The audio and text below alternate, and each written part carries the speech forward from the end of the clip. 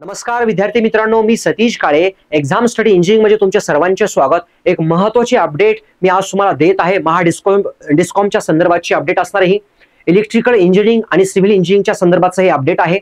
आजच्या ह्या सेशन्समध्ये मी स्पेसिफिकली तुम्हाला सांगेल की महत्त्वाचा क्रायटेरिया त्यांनी शिथिल केला आहे. जे एज्युकेशनल क्वालिफिकेशन अगोदर लागायचं गेट, स्पेसिफिकली आपल्या ग्रॅज्युएट इंजिनियर ट्रेनी या पोस्टसाठी महाडिस्कॉमद्वारे मात्र याच्यामध्ये बरेचशा प्रकारे शिथिलता देण्यात आलेली आहे.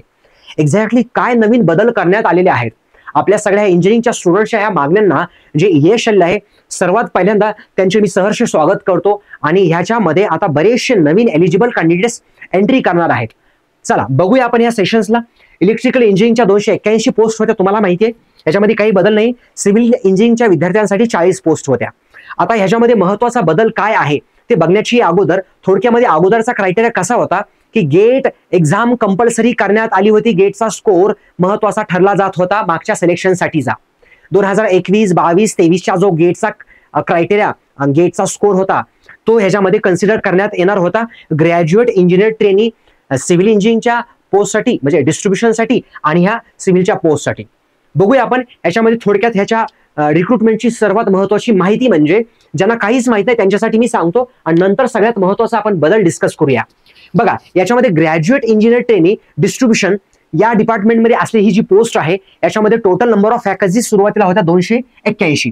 याच्यामध्ये काहीही बदल नाही. वॅकन्सीज ॲज इट इज आहेत, जशाच तशाच आहेत. याच्यामध्ये जर डिस्ट्रीब्युशन बघितलं आपण, जनरलसाठी 139 वॅकन्सीज आहेत, वुमनसाठी 85 वॅकन्सीज आहेत, स्पोर्ट्स पर्सन असेल तर 14 वॅकन्सीज आहेत त्याच्यामध्ये, एक्स सर्व्हिसमॅन असेल तर 43 वॅकन्सीज आहेत त्याच्यामध्ये, डिसेबिलिटी पर्सन्स विथ डिसेबिलिटीसाठी टोटल पोस्ट 13 आहेत, 13 वॅकन्सीज आहेत आणि ऑफन कॅन्डिडेटसाठी 3 वॅकन्सीज आहेत.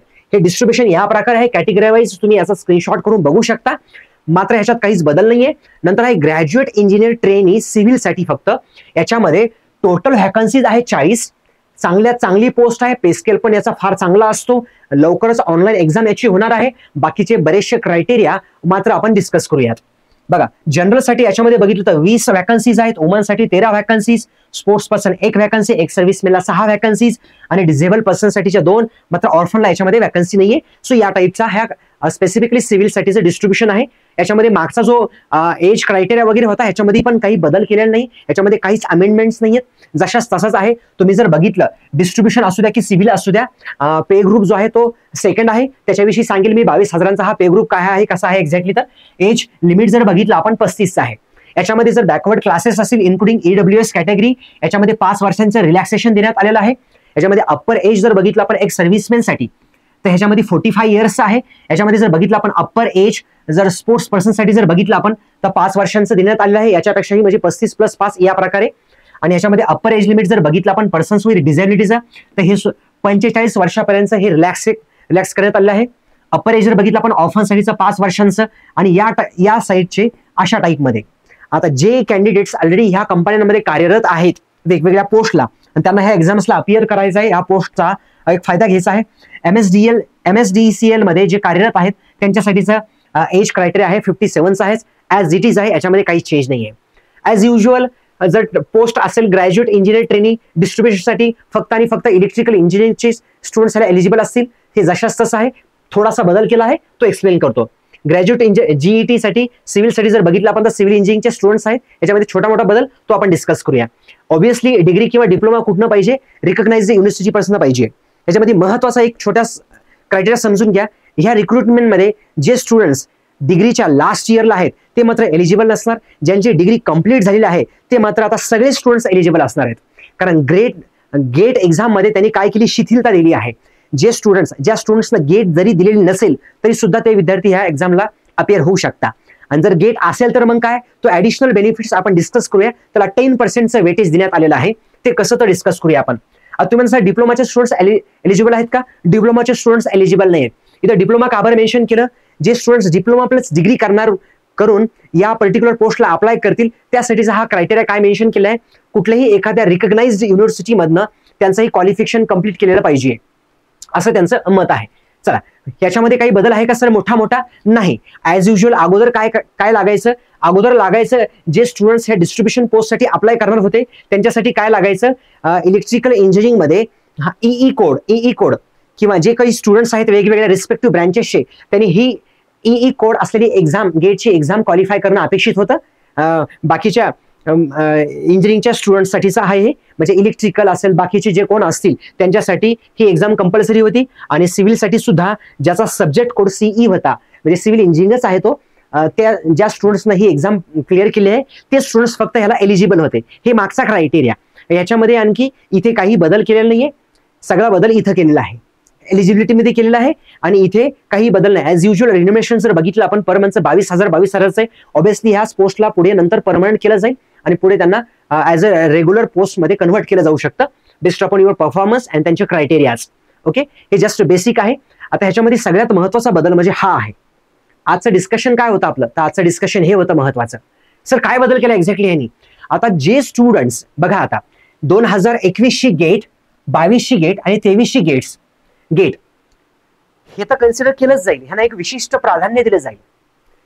बट ह्याच्यामध्ये महत्वाचं, याच्यामध्ये काय महत्वाचं तर बघा, आता हे सगळे अमेंडमेंट जे आहेत ना, हे ऍज युज्युअल असे आहेत. बघा, ज्या स्टुडंट्सना आता बोलल्याप्रमाणे 21चं गेट, 22चं गेट आणि 23ची गेट एक्झाम दिलेली आहे, ओके, त्यांना वेटेज दिलं जाणार आहे, 10% वेटेज दिलं जाणार आहे त्यांच्या स्कोरला. म्हणजे तुमचा गेट स्कोर असेल तर फारच चांगला आहे, त्यात काही शंकाच नाहीये.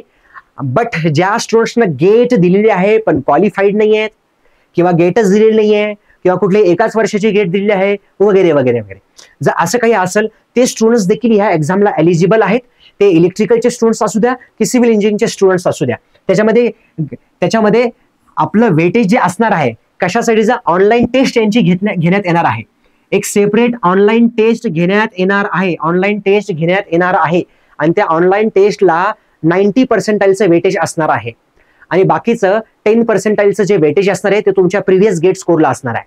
त्यामध्ये जो बेस्ट ऑफ 3 मधला कुठलाही एक बेस्ट ऑफ तो तुम्हाला तिथे टाकायचा आहे, त्याला वेटेज दिलं जाणार आहे. बघा, याच्यामध्ये ही स्पेसिफिकली गेट कुठली हवी आहे, तर इथं कोड मात्र बदललेला नाहीये. ऍज युज्युअल इलेक्ट्रिकल इंजिनिअरिंगच्या स्टुडंट्सचा गेटचा कोड हा ई असणं अपेक्षित आहे. सिव्हिल इंजिनिअरिंगच्या स्टुडंट्सचा गेटचा कोड हा सीई असणं अपेक्षित आहे. हे मात्र महत्वाचाच क्रायटेरिया आहे. याला 10% वेटेज आहे.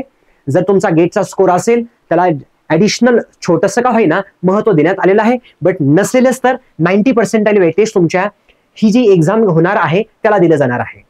डन. याच्यापेक्षा आणखी काहीसं वेगळं, qualifying in a GATE exam from the other discipline shall not be accepted taking the benefits of the GATE score. बाकीच्या कुठल्याही ब्रँचेसला याच्यामध्ये एलिजिबिलिटी कन्सिडर करण्यात आलेली नाहीये. ते स्टुडंट्स याच्यासाठी एलिजिबल नसणार आहेत.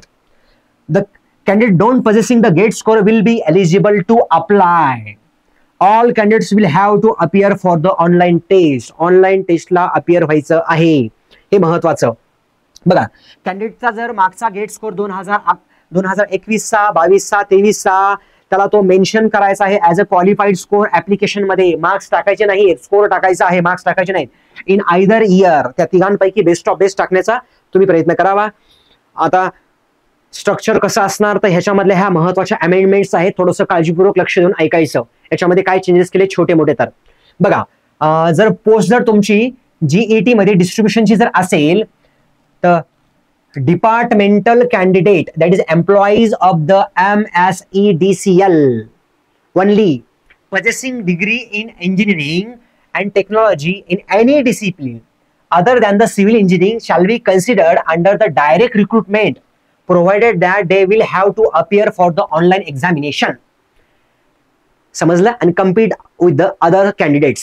म्हणजे कंपल्सरी जे कॅन्डिडेट्स ऑलरेडी कार्यरत आहेत ह्या पर्टिक्युलर ऑर्गनायझेशन मध्ये, कंपनीमध्ये, मात्र त्यांच्यासाठी सुद्धा ऑनलाईन टेस्ट त्यांना अप्लाय करायची आहे. त्यांच्यासाठी सुद्धा कॉम्पिटिशनच आहे. अगोदरच्या रिक्रुटमेंटमध्ये असं नव्हतं, आता मात्र असं आहे. फॉर द पोस्ट ऑफ, तसंच सिव्हिलला सुद्धा आहे.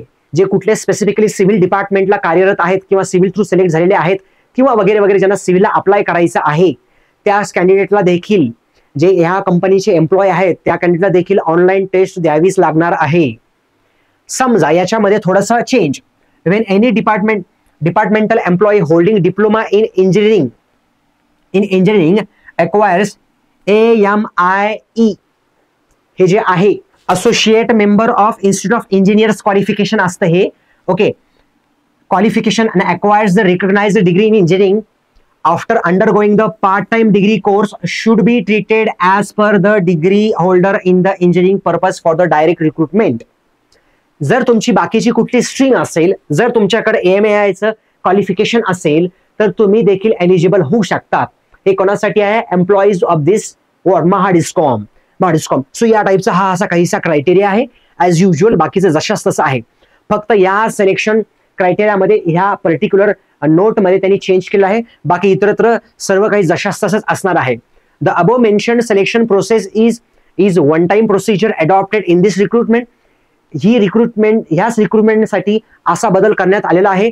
मात्र इथून येणाऱ्या फर्दर रिक्रुटमेंट्स असतील ह्या ग्रॅज्युएट इंजिनियर ट्रेडच्या, त्या स्पेसिफिकली गेट स्कोअर वरतीच कन्सिडर केल्या जाणार आहेत. म्हणजे ज्यांना गेटपासून भीती आहे, गेट दिलेलीच नाहीये किंवा वगैरे वगैरे वगैरे, त्यांच्यासाठी एकदम गोल्डन अपॉर्च्युनिटी आहे. ही तुम्ही नक्कीच ग्रॅब करावी. बाकीच तर ॲज युजलच आहे याचं. हे बघा, opening of the online applications जानेवारी 2024 म्हणजे लगेचच ह्याच्यामध्ये सुरूही झालेले आहेत. तुम्ही बघितलं असेल. मी ह्याच्या संदर्भाचे अपडेट्स करतो तुम्हाला लगेचच. फीज जर बघितली आपण तर ओपन कॅटेगरी आपण जर बघितलं असेल तर 500+ GST आहे. रिझर्व कॅटेगरी किंवा ऑफन असेल तर 250 असेल. ॲज युजल फीस एक्झम्पशन्स वगैरे कोणासाठीच आहे तुम्ही थोडक्यात बघून घ्यावं. हे जास्त महत्त्वाचं आपल्यासाठी, ज्यांना ह्या पर्टिक्युलर कोर्ससाठी जर अप्लाय करायचं असेल तर एक्झाम स्टडी इंजिनिअरिंगचा ॲप तुम्ही डाउनलोड करू शकता. तुम्हाला नक्कीच ह्या येणाऱ्या रिक्रुटमेंट्समध्ये याची मदत होणार आहे. ह्या कोर्सची एकदम कमी प्राइसमध्ये हा कोर्स अवेलेबल आहे बाय द एक्सपर्ट्स फॅकल्टीज. याच्यामध्ये जे काही कॉन्टेंट आहे तुम्ही नक्कीच एकदा ओव्हरलुक करून घ्यावं. याच्यामध्ये तुम्हाला माहिती की जनरली जी टेस्ट आहे, टेस्टचा क्रायटेरिया वगैरे हा सगळा येणाऱ्या एका व्हिडिओ सेशनच्या माध्यमातून मी डिस्कस करेल तुमच्याशी. तर याच्यामध्ये एक महत्त्वाचा जर क्रायटेरिया सांगायचा असेल याच्यापेक्षा वेगळं थोडंसं काहीसं, तर तुम्ही बघा याच्यामध्ये टोटल मार्क्स असणार या परीक्षेचे 150 मार्क्स असणार आहेत. 130 क्वेश्चन्स असणार आहेत टोटल यासाठीचे. याच्यामध्ये जर बघितलं आपण the knowledge of the professional, आपल्या इंजिनिअरिंगचं नॉलेज तुम्हाला 50 क्वेश्चन्स 110 मार्क्ससाठी हे विचारलं जाणार आहे. हे आहेत मार्क्स, हे आहे तुमचे मार्क्स. पेपरचा पॅटर्न मी सांगत आहे एक्झॅक्टली याचा पेपरचा पॅटर्न सांगत आहे. तुमचा इलेक्ट्रिकल असू द्या की सिव्हिल असू द्या, तर पेपरचा पॅटर्न याप्रमाणे आहे. याच्यामध्ये बदल नाहीये. टोटल 120 मिनिटांचा कालावधी असणार आहे. टोटल मार्क्स जर बघितले तर आपण 150 मार्क्स असणार आहेत. याच्यासाठीचे 130 प्रश्न टोटल असणार आहेत. याच्यामध्ये प्रोफेशनल नॉलेज म्हणजे तुमचं सिव्हिल असेल तर सिव्हिलचं, इलेक्ट्रिकल असेल तर इलेक्ट्रिकलचे सब्जेक्ट्स 50 क्वेश्चन 110 मार्क्स. याच्यामध्ये रिझनिंगला जास्तीचे वेटेज दिलं आहे ॲज युजल. आपण मागे सुद्धा डिस्कस केलं होतं. नंतर ऍप्टिट्यूड आहे, नंतर मराठी लँग्वेज आहे. हे ॲज युजलच आहे. हे रिझनिंग असणार, ऍप्टिट्यूड असणार, मराठी असणार.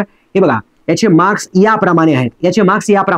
40 questions 20 marks, 20 question 10 marks, 20 questions 10 marks, असे मिळून एकत्रितपणे 150 मार्क्स, 120 मिनिटांचा कालावधी. सर याच्यामध्ये निगेटिव्ह मार्किंग आहे का? तर निगेटिव्ह मार्किंग आहे 1/4 ची. ऑनलाईन क्रायटेरिया, ऑनलाईन एक्झाम होणार आहे नाही, तर निगेटिव्ह मार्किंग आहे 1/4 ची. आणखी महत्वाचं, आता ह्या मार्क्सला कन्व्हर्ट केलं जाणार 100 मध्ये. महत्वाचा पॉईंट, ओपन कॅटेगरीसाठीचा मिनिमम 40+ तुम्हाला मार्क्स हवेत. मिनिमम 40+ मार्क्स हवेत तुम्हाला. ज्यावेळेस या मार्क्सला त्यांनी कन्व्हर्ट करतील त्यांच्या क्रायटेरियाप्रमाणे 100 मध्ये, तर आउट ऑफ 100 तुमचे मार्क्स मिनिमम 40% असावेत. आणि जर कॅटेगरी असेल तर मिनिमम 30 मार्क्स असावेत. तरच तुम्हाला पुढच्या स्टेजेससाठी सिलेक्ट केलं जाणार आहे. तरच तुमचा रिझल्ट ग्राह्य पकडला जाणार आहे. हे महत्वाचं आहे. हे तुमच्यासाठी महत्वाचं आहे. त्याला प्रॉपरली नोट डाऊन करावं. जे सिव्हिलचे स्टुडंट्स आहेत त्यांना थोडीफार आपल्या कोर्सेसची मदत घ्यायची आहे किंवा चांगल्या लेवलला प्रिपरेशन करायची आहे, एकदमच चांगली प्रिपरेशन करायची आहे, तर खूप सगळ्या फॅकल्टीजनं, खूप चांगल्या एक्सपर्टीजनं आपल्याकडं अशा टाईपचा रेकॉर्डेड कोर्स तुम्हाला अवेलेबल करण्यात आलेला आहे. तुम्हाला जायचं आहे एक्झाम स्टडी इंजिनिअरिंग या ॲपला डाउनलोड करायचं आहे. डाउनलोड करून ह्या कोर्सला तुम्ही ओव्हरव्ह्यू करू शकता, याचे डेमो सेशन्स बघू शकता. जसं की मी आता सांगितलं, इलेक्ट्रिकलचे एक्सपर्ट्स आपल्याकडे आहेत. टेक्निकल, नॉन टेक्निकल येणाऱ्या सगळ्याच एक्झाम्स तुमच्या वर्षभरामधल्या, त्यासाठी हा एक कोर्स तुम्ही नक्कीच बघू शकता. प्लस या कोर्सला देखील तुम्ही सिव्हिल इंजिनिअरिंगचे स्टुडंट्स 100% प्रेफरन्स देऊ शकता. किंवा जर ॲडिशनल काही डाऊट्स असेल तुम्ही तो या नंबरला कॉल करू शकता. एक्झाम स्टडी इंजिनिअरिंग ची आपली प्रॉपर मेन ब्रँच आहे आपले नारायणपेठ पुणे इथे. काही ॲडिशनल एन्क्वायरीज तुम्हाला करायच्या असतील तर तुम्ही या नंबरला कॉल करू शकता.